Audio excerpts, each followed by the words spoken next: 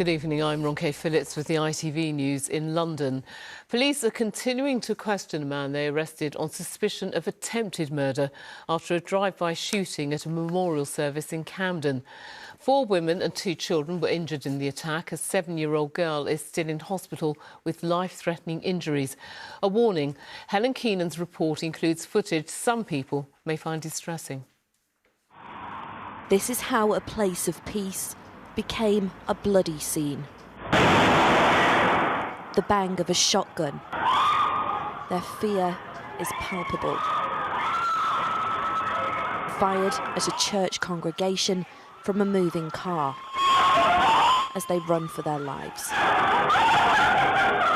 Inside, confusion quickly becomes panic at St Aloysius Church in Euston. Immediately there were screams and shouts, and people who were making their way outside of the church suddenly reversed and started coming back inside, running inside in fact, and someone shouted out there's been a shooting, so it was panic, pandemonium.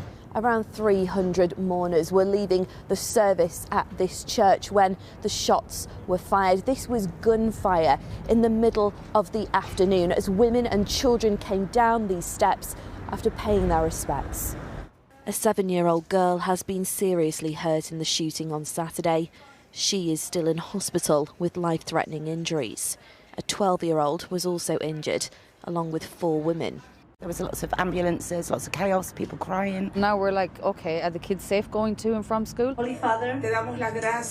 service was being held to remember 20-year-old Sarah Sanchez, who had died from leukemia in November, and her mother, who died the same month. It was thought the drive-by shooting could have links to the Colombian drug trade after it was reported Frisia Calderon's former husband had links to the cartel. We've had knife and gun murders in this area. But community leaders think it more likely to be local gang violence. This is not something that we haven't seen for the last 2 years. 2 years ago we had a shooting in Clarence Gardens, very similar to this.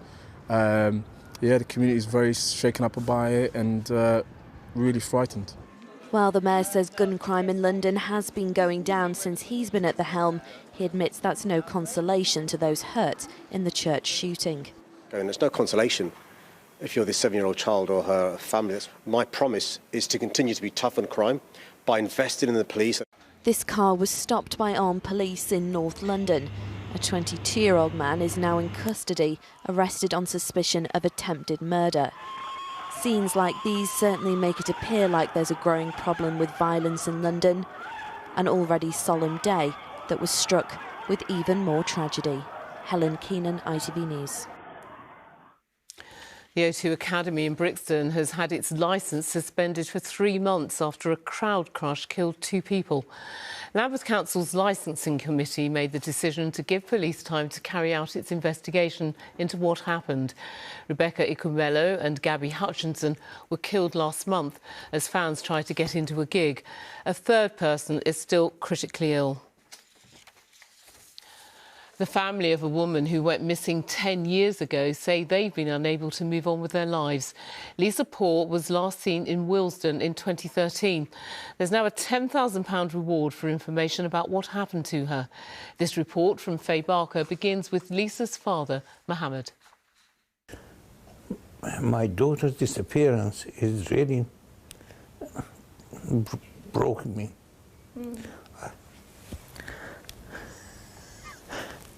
But not knowing where she is and what happened to her, it's very difficult to handle. For me, for the kids, for my wife. It's 10 years to the day since Mohammed Pour's daughter went missing.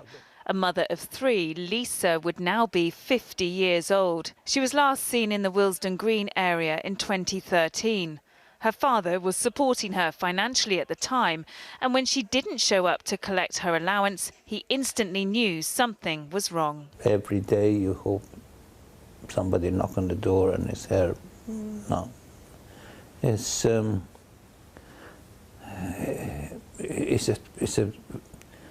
torture for all my family. Lisa's family says she was a good mother and that she radiated happiness and love. For Lauren Holly, a toddler in this photo, but 15 when she last saw her mother, it's not knowing what happened that is most difficult. I've prepared myself for every outcome possible. Obviously, after 10 years, you do think she might have passed away. But then again, people who are heavily involved in those situations, they sometimes lose their memory, or they forget who they are, or they just, like, you can't miss a whole person. A whole person doesn't just go missing, you know? Lisa's disappearance may be connected to a change in lifestyle.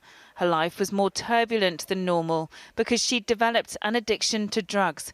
But police say staying away from her children for any length of time is unusual. This is out of character. It wasn't somebody that came to our notice in relation to repeat disappearing, or this is completely out of character. This is just an appeal to try and identify who out there may be able to give us that vital piece of information in order to locate Lisa.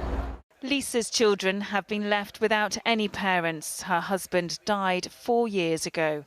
The family hope the £10,000 reward will bring them both answers and peace of mind. Whatever outcome it is, it would be so appreciated if someone can come forward and just let us know. Faye Barker, ITV News. Now, the country's biggest bird charity is asking people to start making preparations for the Big Garden Birdwatch.